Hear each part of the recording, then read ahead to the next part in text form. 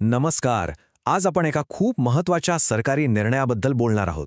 हा निर्णय महाराष्ट्रातल्या हजारो शिक्षकांसाठी त्यांच्या करिअरसाठी खूप मोठा बदल घडवणारा आहे. शिक्षण सेवक योजनेत नक्की काय बदलले तेच आज आपण सविस्तरपणे समजून घेणार आहोत.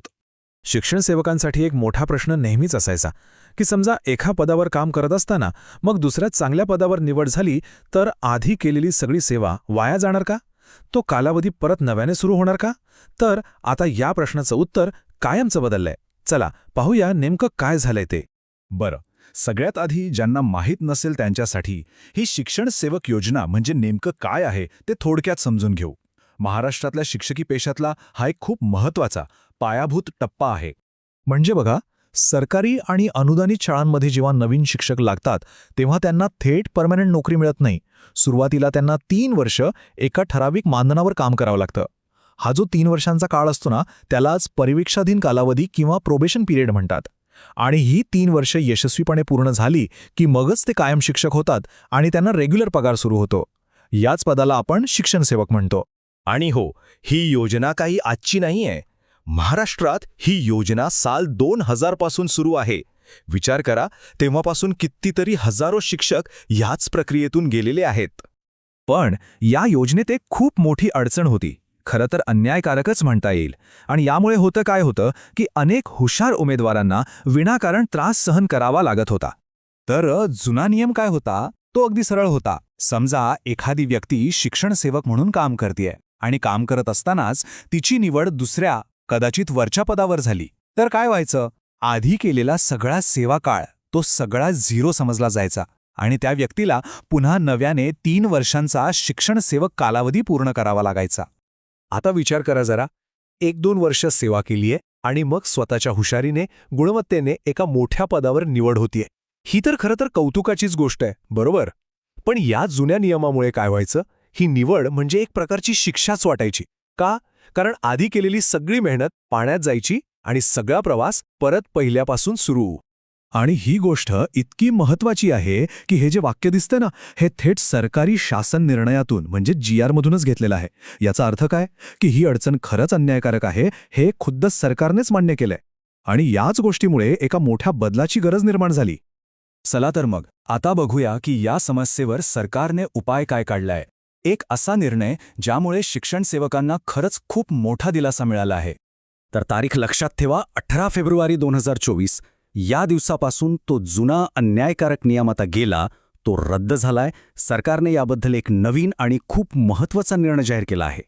आता हे जे वाक्य आहे ना, हे त्या शासन निर्णयातलं सगळ्यात महत्त्वाचं वाक्य आहे. या संपूर्ण बदलाचा आत्माच आहे हा. याचा एकदम सरळ सोपा अर्थ काय होतो? तर आता नवीन पदावर नियुक्ती झाली तरी पुन्हा 3 वर्ष पूर्ण करायची गरज नाही. आधीच्या पदावर जेवढा काळ सेवा केली आहे तो मोजला जाईल आणि फक्त जो उरलेला कालावधी आहे तेवढाच नवीन पदावर पूर्ण करावा लागेल. उदाहरणार्थ सांगायचं झालं तर समजा कुणी आधीच्या पदावर 2 वर्ष पूर्ण केली आहेत, तर आता नवीन पदावर त्याला फक्त 1च वर्ष शिक्षण सेवक म्हणून काम करायचंय. किती छान आहे ना? आधीची मेहनत आता वाया जाणार नाही, ती पुढे कॅरी फॉरवर्ड होणार आहे. ओके, आता येतो सगळ्यात महत्त्वाचा प्रश्न. या नवीन नियमाचा फायदा नेमका कोणाला मिळणार आणि कसा मिळणार हे समजून घेणं खूप गरजेचं आहे, नाहीतर गोंधळ होऊ शकतो. हे बघा, नियम अगदी स्पष्ट आहे. हा फायदा फक्त अशाच उमेदवारांना मिळणार आहे जे ज्या दिवशी हा GR निघाला म्हणजे 18 फेब्रुवारी 2024 रोजी शिक्षण सेवक म्हणून कामावर होते. ज्यांचा शिक्षण सेवकचा कालावधी याच्या आधीच पूर्ण झालाय आणि जे आता कायम शिक्षक आहेत त्यांच्यासाठी हा नियम नाहीये. त्यांना हा लाभ मिळणार नाही हे अगदी क्लिअर कट सांगितलेलं आहे. आणि यात अजून एक जबरदस्त फायद्याची गोष्ट आहे. समजा एखाद्या शिक्षण सेवकाचा आधीच्या पदावरचा आणि आत्ताच्या पदावरचा असा सगळा मिळून सेवाकाळ 3 वर्ष किंवा त्यापेक्षा जास्त होत असेल तर त्याचा प्रोबेशन पिरियड म्हणजे परिवीक्षाधीन कालावधी त्याच दिवशी संपेल ज्या दिवशी हा GR निघाला आणि त्याला लगेचच्या लगेच रेग्युलर पे स्केल लागू होईल. चला तर आता आपण शेवटच्या टप्प्यात आलो आहोत. जाता जाता या संपूर्ण चर्चेतले जे काही मुख्य मुद्दे आहेत ते एकदा पटकन परत आठवूया. तर 4 महत्त्वाचे मुद्दे लक्षात ठेवायचे आहेत. पहिलं म्हणजे नवीन नियुक्ती झाली तरी 3 वर्षांचं चक्र आता पुन्हा फिरणार नाही. दुसरं, आधीचा सेवाकाळ पुढच्या पदासाठी मोजला जाईल. तिसरं, हा फायदा फक्त सध्या जे शिक्षण सेवक म्हणून काम करत आहेत त्यांच्यासाठीच आहे आणि चौथं, शिक्षण सेवक योजनेतले बाकीचे नियम जसेच्या तसे आहेत, त्यात काही बदल नाही.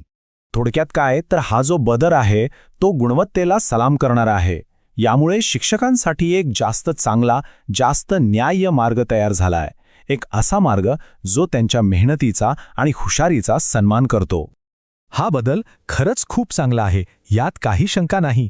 पण या निमित्ताने एक विचार मनात येतो की आपल्या शिक्षण व्यवस्थेत गुणवत्तेला अजून प्रोत्साहन देण्यासाठी, शिक्षकांचा उत्साह वाढवण्यासाठी अशा आणखी कोणत्या सुधारणांची गरज आहे? यावर विचार करायला नक्कीच हवा.